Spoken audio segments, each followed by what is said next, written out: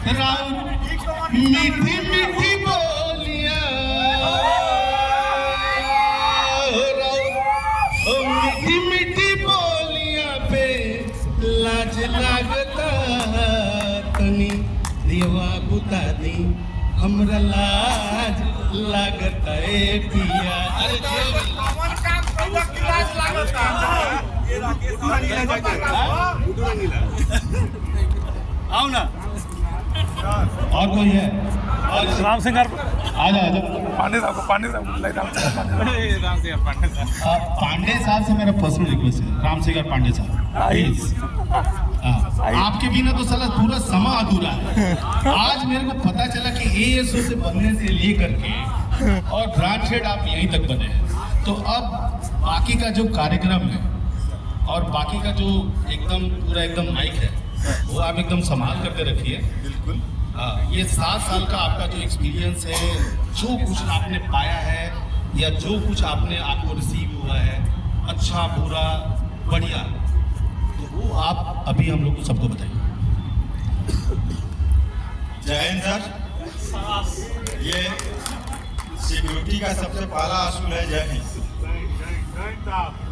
और इसमें मैं यही कहना चाहूँगा कि ऑपरेशन तो मेरा रोल रहा है शुरू से, बट ब्रांचेड का जो रोल रहा वो मनु सर ने सीखा और उसका एक मिसाल हम देते हैं। उदाहरण के तौर पे मनु सर को भी याद होगा कि जब हम उनको स्टेशन पे रिसीव करने के लिए गए हुए थे, मैं और परजे सतराना, तो वहाँ पे उन्होंने पहचान नहीं पाया कि मेरा ब्रांचेड कौन है, क्योंकि दोनों आदमी का पेट इतना बड़ा बड़ा निकला हुआ था।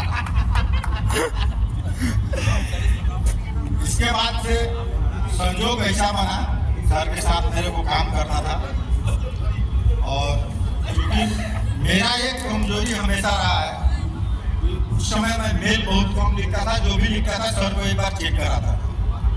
तो अचानक से कोई बात हो रहा था सर के साथ में और मैंने भोजपुरी लैंग्वेज में बोला कि सर मास्टर हमारा के तो सीखे लगे लिखन तब हम का कर।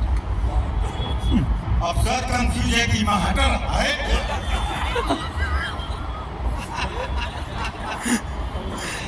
तो आप समझ सकते हैं कि एक एबीपी और एक ब्रांच हेड दोनों में कितना माने बड़ा गैप है कि, लेकिन बाद में सर ने मेरे को ऐसा कैपेबल बनाया जिसका असेसमेंट मे भी अभी तो सीनियर ड्यूटी सर नहीं है, उनका असेसमेंट ऑलवेज रहा था कि ये एक अच्छा यूनिट कमांडर ही हो सकता है, ब्रांच हेड नहीं हो सकता। और मनु सर का ये कॉन्फिडेंस था कि हम सर इसको ऐसा ब्रांच हेड बना देंगे कि आप इसको किसी कोना में डाल दीजिए और ये मेरा नाम रोशन कर। और आज मनु सर का ही देन है कि मैं आज जो भी ब्रांच हेड बनाऊँ, गुड लक कहिए, बैड लक कहिए, जहाँ भी मैं गया, या रायपुर में मैं रहा 4 साल तक, ये भी हमको याद है कि हम 61 या 67 लाख से चार्ज लिए थे और सर जब 1 साल के बाद आए थे तो 1,30,000 या 1,30,00,000 या ऐसे इसी आसपास के पास रायपुर का बिलिंग था, जो सर डायरेक्ट देखते थे। मैं तो सपोर्ट नहीं था, ब्रांचेड तो मैं जरूर था, बट रायपुर को 2 भाग में उन्होंने किया। 3,30,00,000 पे हमको जहाँ तक याद है कि 3,30,00,000 का बिलिंग था, तो 1,30,00,000 अटल नगर को गया और 2 करोड़ समथिंग कुछ मेरे पास आया। तो सर का सबसे बड़ा योगदान नया रायपुर को जन्म देने में है और उसका क्रियान्वयन, उसका स्मूथिंग फंक्शनिंग, उसका रहने से लेकर के, ऑफिस से लेकर के सारा चीज़ ये सर को जाता है। दैन के बाद में उन्होंने रायगढ़ से बिलासपुर को किया, तो ये सर का ही देन था कि आज छत्तीसगढ़ को SIS में अगर कोई जानता है तो मनु सर का मेहनत है। पांडे साहब, इसी बात को आप 2 लाइन में थोड़ा सा गा करके भी कुछ बता दीजिए, अच्छा लगेगा।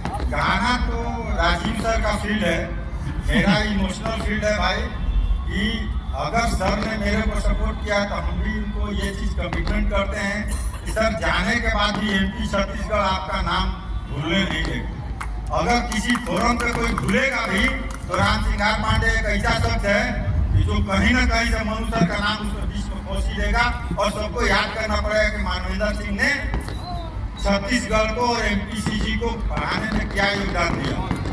मेरी बैटरी नहीं है, तुम जय हिंद, जय भारत। मेरा बैटरी खत्म हो गया। ये मेरे लाल, आपसे यही उम्मीद था।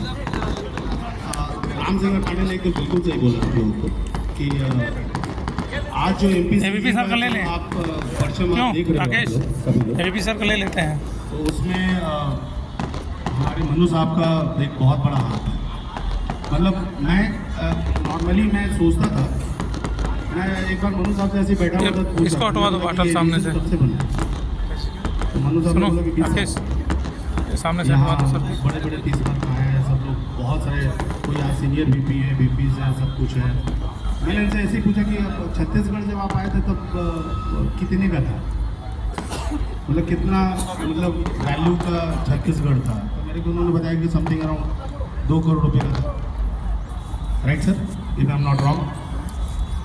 और 2 करोड़ रुपये का छत्तीसगढ़ एमपीसीजी के रीजन में, जबकि यहाँ पे ब्रांचेस केवल रायगढ़ एक हुआ करता था मेरे ख्याल से, बिलासपुर और रायपुर। बिलासपुर भी बाद में बना।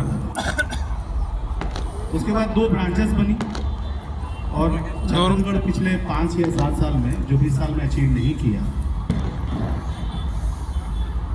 वो 7 साल में अचीव किया।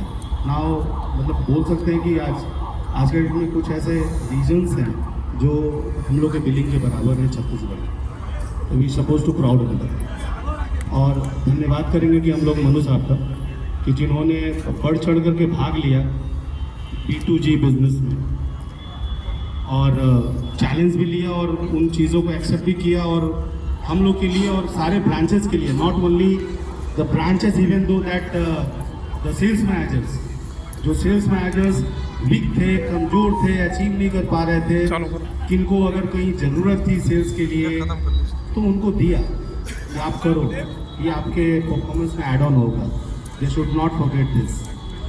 और मैंने 2 साल में तो आँख से देखा है, तो 7 साल पहले, उससे 5 साल पहले उन्होंने क्या क्या किया होगा आई डोंट नो। तो वो आई रियली अप्रिशिएट कि मतलब कि ऐसा लीडर चाहिए जो इन चीज़ों को ध्यान में रखे। अगर माँ बाप का बच्चा में अगर कोई बच्चा लंगड़ा पैदा हो जाता है तो माँ बाप उसको घर से नहीं निकाल देते, बल्कि उसको पढ़ने लिखने की शक्ति उतनी प्रदान कर देता है ताकि वो IAS ऑफिसर, IPS ऑफिसर बन जाए, और उसके ऊपर में उतनी खर्च करता है। तो वो एक इन्वेस्टमेंट मान करके चलो कि जो सेल्स मैनेजर अगर कल के डेट में कम या बेसी हुआ हो तो उन्होंने